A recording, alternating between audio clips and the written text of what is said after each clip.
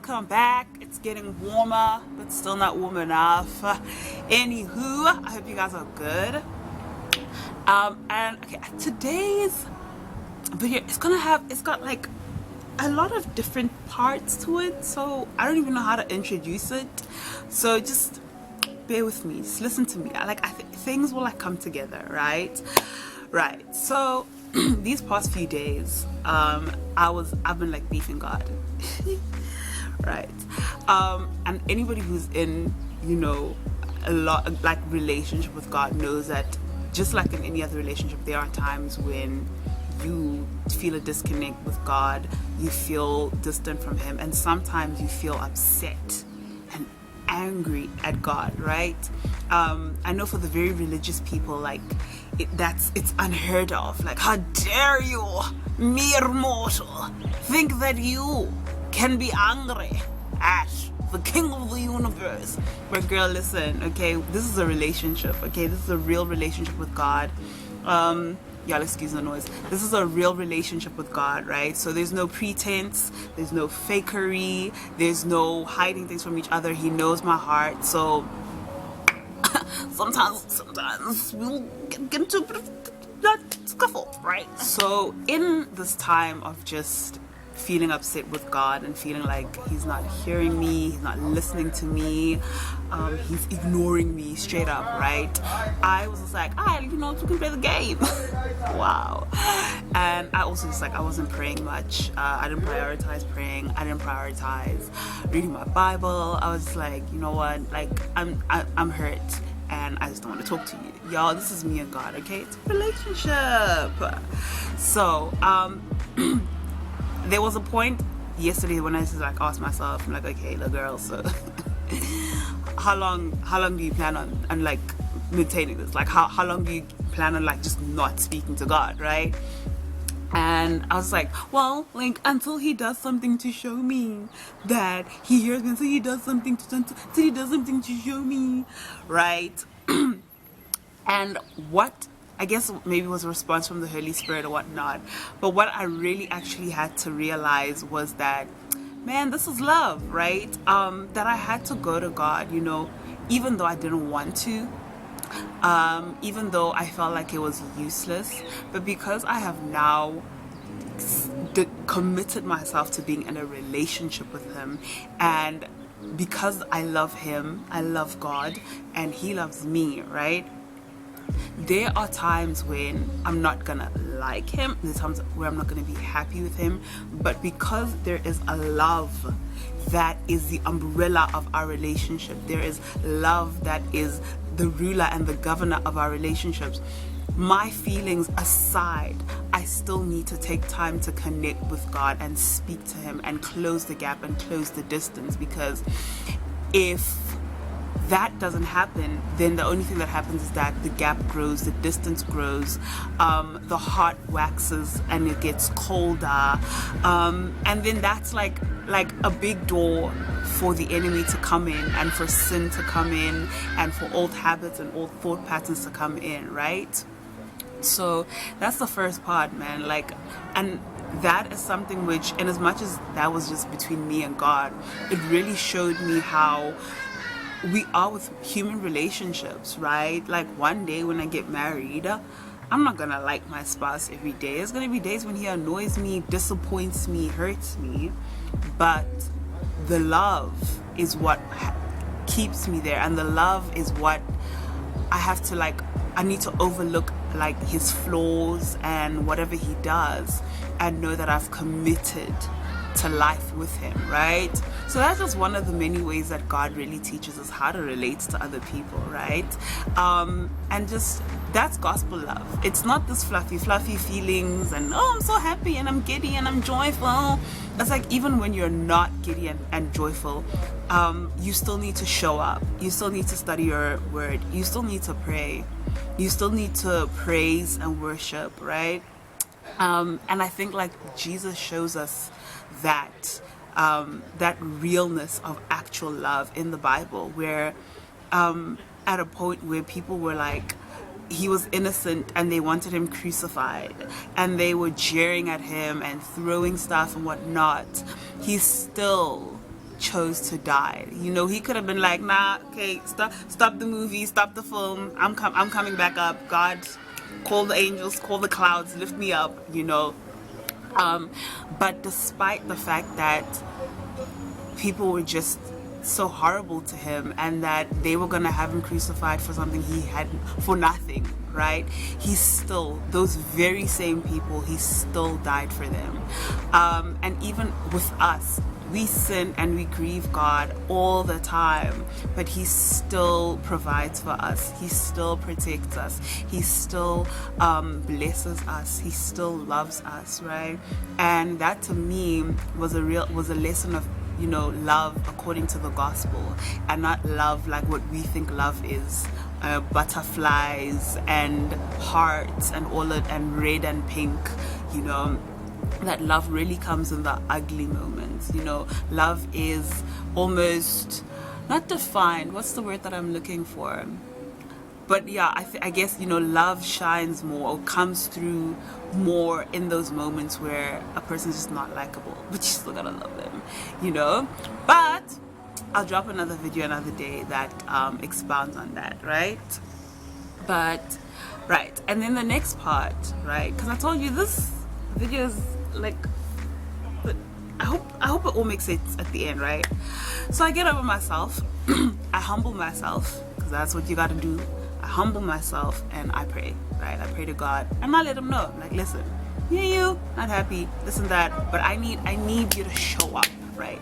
I need you to just show me, right, that I'm not by myself here. I need you to show me you hear me. I need you to show me you see me, right? Like acknowledgement of some sort, right?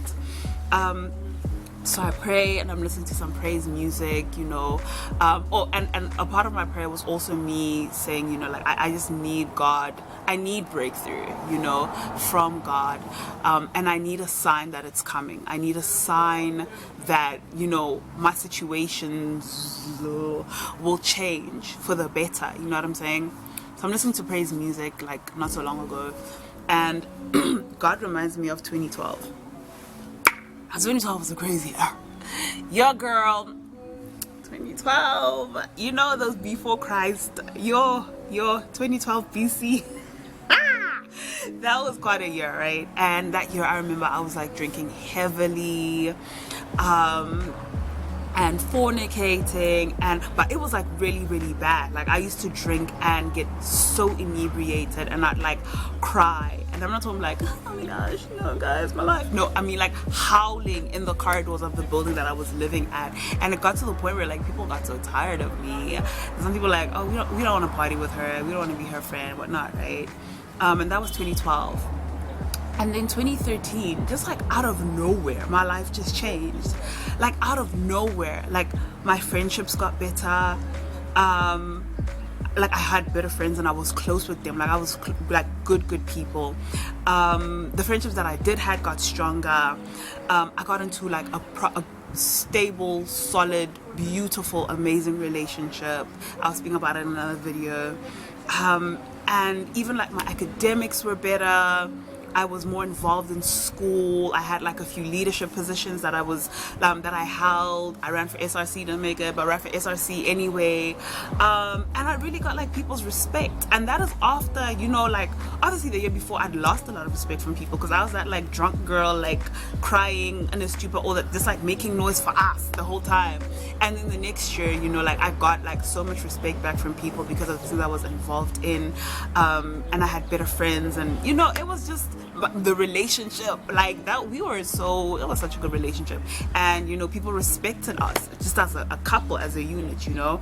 And it really for me was like God's answer to saying like, you know, I'm here because I've done it before, right? Like I can't look back at 2013 and be like there was a defining moment, there was a decision that I made and everything changed. No, just like out of nowhere things just got better.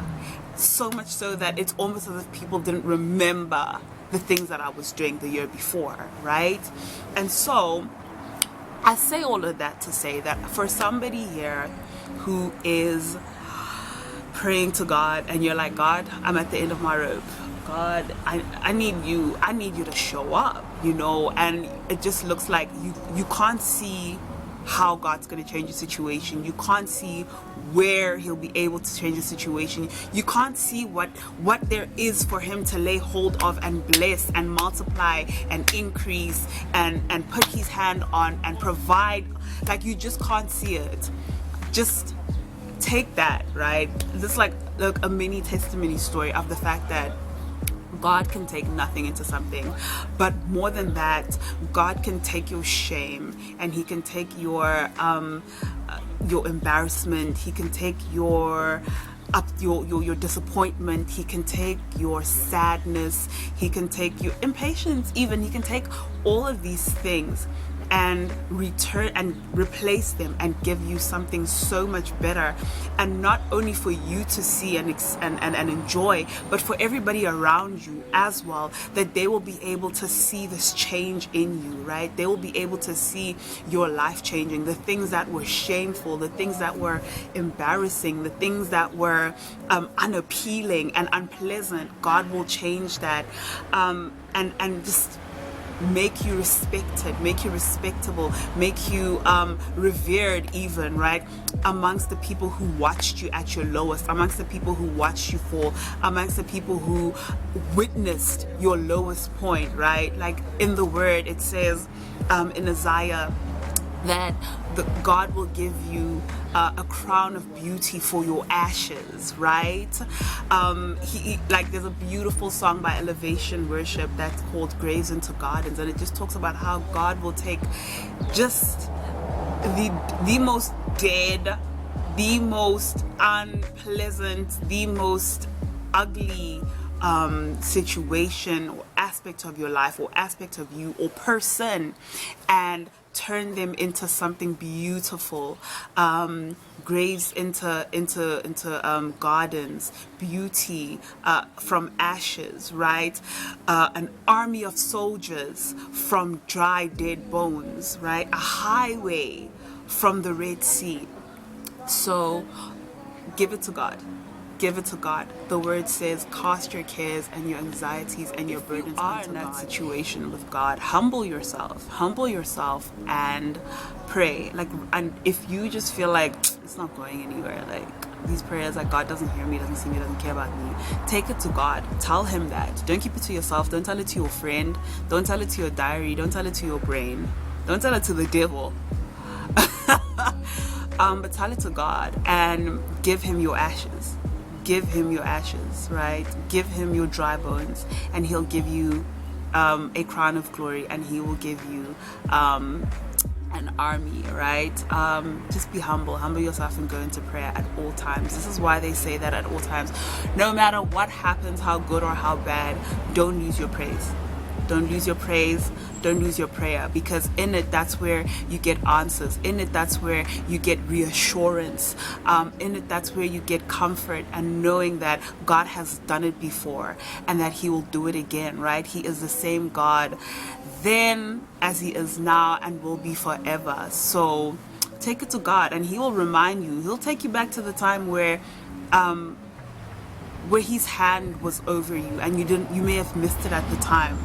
But he'll show you in those situations where he was. He'll show you where he was carrying you when you couldn't walk for yourself. So God is good, and God loves us, and God never leaves us.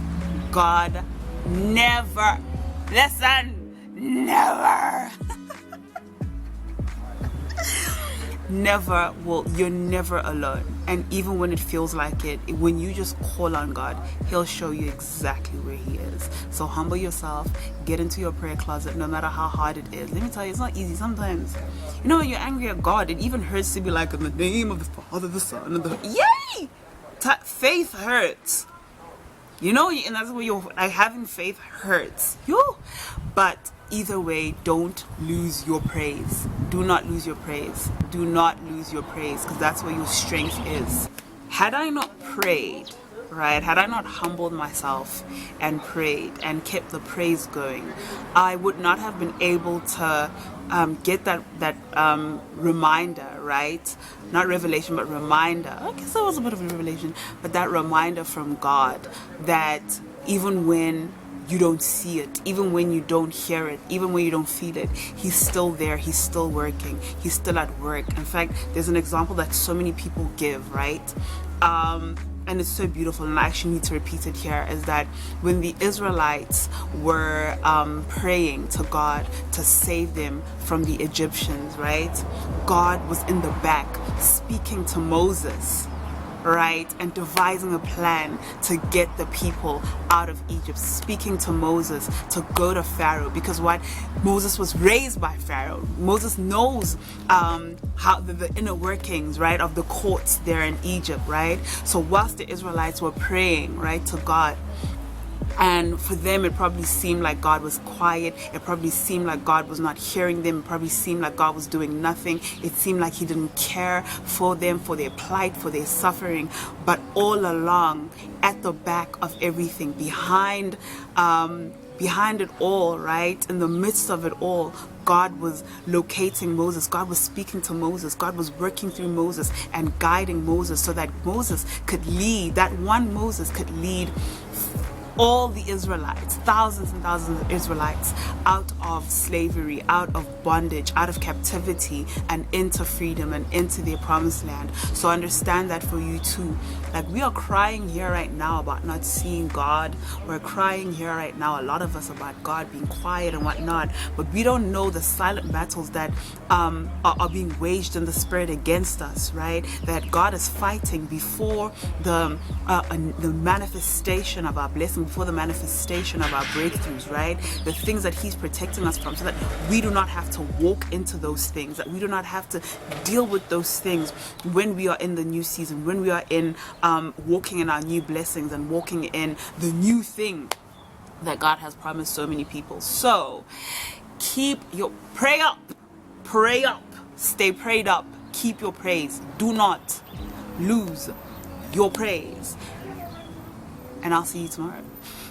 I will see you tomorrow, guys. All right, cool.